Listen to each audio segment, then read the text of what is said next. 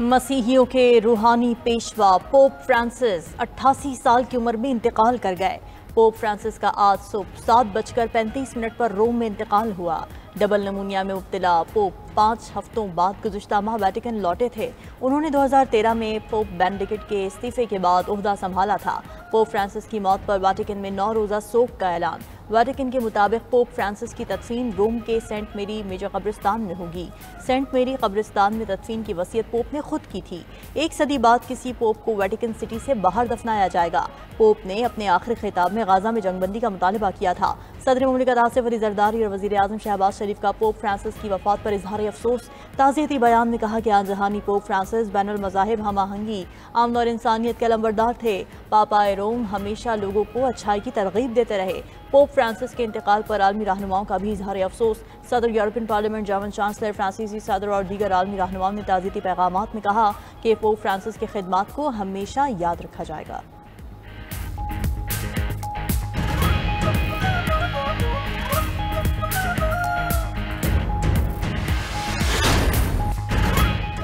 पाकिस्तान और मुत्तहिदा अरब अमारात के इक़्तिसादी ताल्लुकात नई बुलंदियों पर। वज़ीर आज़म शहबाज शरीफ से UAE के नायब वज़ीर आज़म की मुलाकात। तिजारती इक़्तिसादी रवाबत मज़ीद मुस्तहकम बनाने के अज़्म का इआदा किया गया।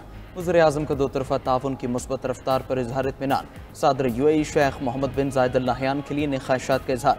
मुख्तलिफ शोबों में बरादर मुल्की पाकिस्तान के लिए मुसलसल हिमायत को सराहा। वज़ीर आज़म ने कहा, तिजारत, सरमायाकारी, तवानाई के शोबे में मज़ीद ताउन बढ़ाना चाहते हैं। मुत्तहिदा अरब अमारात के साथ बेहतरीन सियासी ताल्लुकात हैं। मुलाकात में इलाकाई सूरत हाल और आलमी पेशरफ्त पर भी तबादला ख्याल किया गया। उधर वज़ीर आज़म का टेक्सटाइल सेक्टर की बरामदात में 9.38% इजाफे का खैर मकदम। कहा, टेक्सटाइल बरामदात का $13 अरब की सतह पर जाना खुशाइंद है।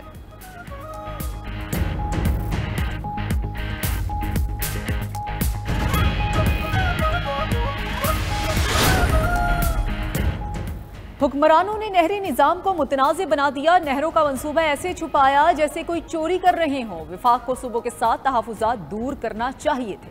मौलाना फजल रहमान भी नहरों के मामले पर बोल पड़े। लाहौर में अमीर जमात इस्लामी हाफिज नईमुर रहमान के साथ मुलाकात के बाद मीडिया से गुफ्तगू में कहा, नहरों के हवाले से सिंध के मुतालबे का एहतराम करते हैं। यह मामला बैठ कर बाहमी मुशावरत से तय होना चाहिए।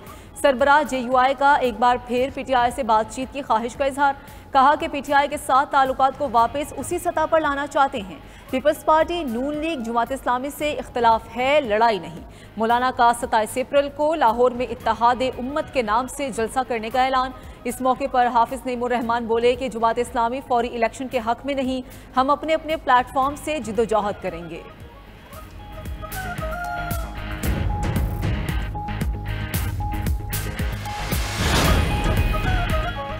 वफाक का नहरों के मामले पर मुशावरत का अमल आगे बढ़ाने का फैसला। वज़ीर आज़म के मुशीर बराए बैनुल सूबाई राब्ता राना सनाउल्लाह का सीनियर वज़ीर सिंध शर्जील मेमन से टेलीफोनिक राब्ता।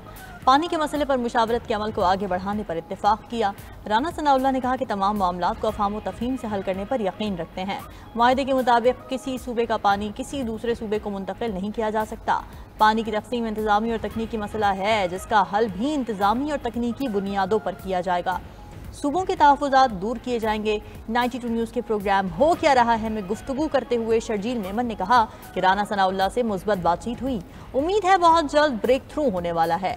वफाकी वज़ीर आबी वसाइल मोइन वट्टू का कहना है कि सिंध और पंजाब में 2-2 और एक बलूचिस्तान में बननी है। नहरों का मामला गलत फहमी और मुशावरत ना होने पर तनाज़े का शिकार हुआ। मुज़ाकिरात में ये मामला खुश असलूबी से तय पा जाएगा।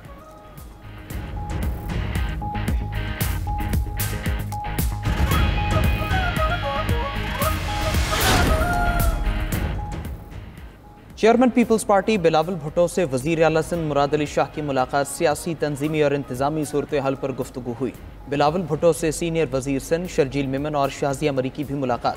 जमहूरी और अवाम दोस्त बयानी के फ़रोग़ की हिकमत अमली पर ब्रीफिंग दी। बिलावल भुट्टो से सिंध हुकूमत के तर्जमान और मेयर सखर अरसलान शेखी भी मुलाकात हुई। चेयरमैन पीपल्स पार्टी का सेनेटर ताज हैदर के इंतकाल पर उनके अहल खाना से इजहार अफसोस। बिलावल भुट्टो ने सेनेटर ताज हैदर के इंतकाल पर उनकी अहलिया नाहिद वसी से ताज़ियत की। सेनेटर ताज हैदर के बुलंदी दराजात के लिए फातिहा खानी और लवाहिकीन के सब्र जमील की दुआ। बिलावल भुट्टो ने कहा, ताज हैदर आखिरी सांस तक जमहूरी नज़रिए पर कारबंद रहे। उनकी खिदमत तारीख़ का एक नाकाबिल फरामोश बाब है।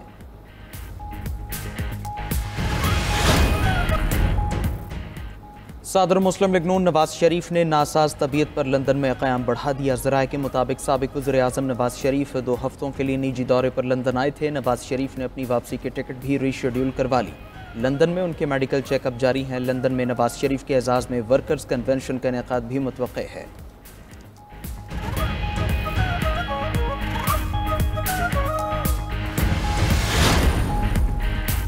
जजेस ट्रांसफर की समरी का आगाज वजारत कानून ने किया। वजारत कानून से वज़ीर-ए-आज़म और फिर सदर को समरी भिजवाई गई। जजेस ट्रांसफर और सीनियरिटी केस में इस्लामाबाद हाई कोर्ट ने भी सुप्रीम कोर्ट में अपना जवाब जमा करवा दिया।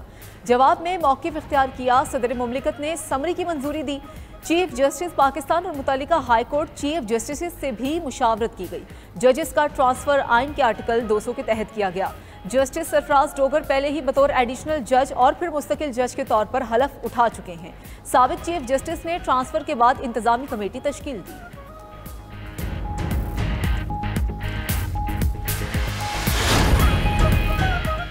जस्टिस मंसूर अली शाह ने कायम मकाम चीफ जस्टिस पाकिस्तान के ओहदे का हलफ उठा लिया। जस्टिस मंसूर अली शाह से सुप्रीम कोर्ट के सीनियर जज जस्टिस मुनीब अख्तर ने हलफ लिया।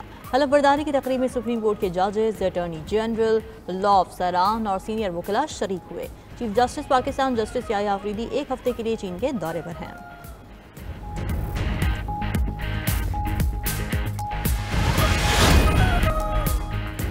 शायर मशरिक, हकीमुल उम्मत, मुफक्किर पाकिस्तान डॉक्टर अल्लामा मोहम्मद इकबाल का यौम वफ़ात। अल्लामा इकबाल ने अपनी वलवला अंगेज़ शायरी से बरे सगीर के मुसलमानों में जज्बा हुर्रियत पैदा किया, जो अलग वतन के क़याम की बुनियाद बना। अल्लामा इकबाल का कलाम आज भी मुसलमानों के लिए मशअले राह है।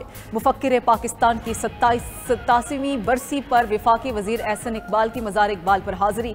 फातिहा खानी की सदर आसिफ अली जरदारी और वज़ीर-ए-आज़म शहबाज शरीफ ने इकबाल की तालीमात को नौजवानों के लिए मशअले राह करार दे दिया। कहा कि इकबाल के फ़लसफ़े को अपनाकर मुआशी खुद इन्हसारी। ट्रम्प टैरिफ के नफाज पर अमरीकी सरमायाकार परेशान। अमरीकी स्टॉक मार्केट्स में शेयर्स बेचकर अपना सरमाया निकालने लगे। अमरीकी मीडिया के मुताबिक सरमायाकारों ने अमरीकी मार्केट से सरमाया निकालना शुरू कर दिया। आलमी सतह पर हालात ख़राब होने पर सरमायाकार डॉलर और अमरीकी बॉन्ड्स में सरमाया लगाते थे। ट्रम्प की तिजारती पॉलिसी से अमरीकी डॉलर और बॉन्ड्स दबाव में है। मुआशी तज्ज़ियाकारों का कहना है टैरिफ की जंग ने आलमी सरमायाकारों को अमरीकी असासे कम करने पर मजबूर कर दिया।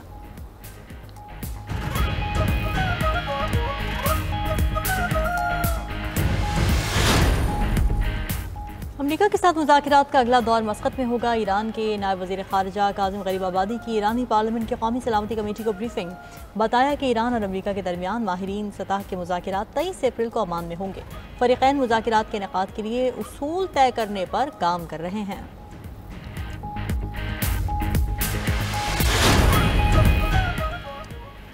अमरीकी नायब सदर जेडी वेंस भारत पहुंच गए। नरेंद्र मोदी से मुलाकात में तिजारती मामलात और टैरिफ मसाइल पर बात होगी। सिख फॉर जस्टिस के रहनुमा गुरपतवंत सिंह पन्नू ने नायब सदर से अपने कत्ल की साजिश का मामला भी भारतीय वज़ीर-ए-आज़म के सामने उठाने का मुतालबा कर रखा है।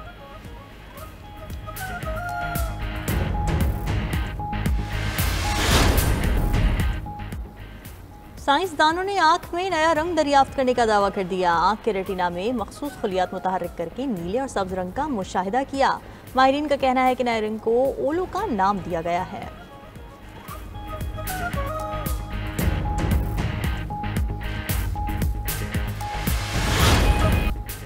और अदाकार फवाद खान का जादू भारतीयों पर चल गया। दुबई के ग्लोबल विलेज में फिल्म अबीर गुलाल के हवाले से खुसूसी मीडिया ब्रीफिंग। अदाकार फवाद खान, भारतीय अदाकारा वानी कपूर और दीगर कास्ट ने भरपूर शिरकत की। फवाद खान और वानी कपूर ने सहाफ़ियों के सवालों के चटपटे जवाब दिए। वानी कपूर ने कहा, फवाद से काम करके बहुत अच्छा लगा और बहुत कुछ सीखने को मिला।